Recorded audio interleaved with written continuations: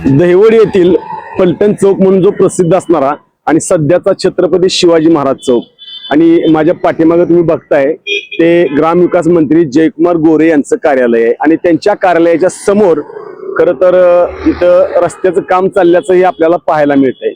जो सांगलीवरून भिगवण बारामतीकडे जाणारा जो रस्ता आहे त्या रस्त्याचं काम सुरू आहे आणि त्या रस्त्याच्या कामाच्या गटाराचं काम आणि त्याच्या गटाराच्या अलीकडे रस्ता आणि गटार ह्या मधला जो गॅप आहे त्या गॅपच्या मध्ये खरं तर सध्या लेवल करायचं काम चालू आहे आणि ते लेवल करताना मुरुम वापरणं आवश्यक असताना सुद्धा संबंधित ठेकेदारानं या कंपनीनं मुरुमाऐवजी चक्क गाळाची माती वापरत असल्याचं आपल्याला पाहायला मिळतंय। आपण पाहू शकता काही ठिकाणी मुरुम आणि काही ठिकाणी गाळ असं दुहेरी काम त्यांचं खरं तर चाललेलं आपल्याला पाहायला मिळतंय।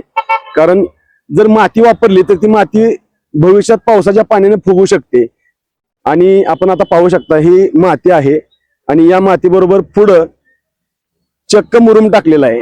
नक्की त्यांच्या अखत्यारीत मुरुम टाकायचा आहे की माती टाकायचं आहे हे समजायला मार्ग नाही। आपण आता दोन्हीही गोष्टी बघितल्या, कारण गटाराच्या ह्या साईडला इथं मुरुम आणि गटाराच्या दुसऱ्या बाजूला माती आहे, त्यामुळे इस्टिमेट मध्ये असा काहीसा नवीन प्रकार किंवा नवीन शोध त्यांनी लावलेला आहे का आणि चक्क हे काम खरं तर ग्रामविकास मंत्री जयकुमार गोरे यांच्या कार्यालयाच्या समोर सुरू आहे। ते कार्यालय आपण पाठीमागे बघू शकता, कारण भविष्यात या कामाची गुणवत्ता राहणार का हे देखील पाहणं सध्या गरजेचं आहे।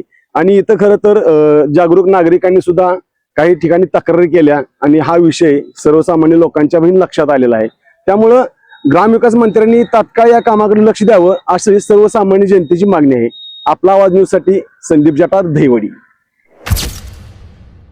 न्यूज साठी संदीप जठार, गोंदवले।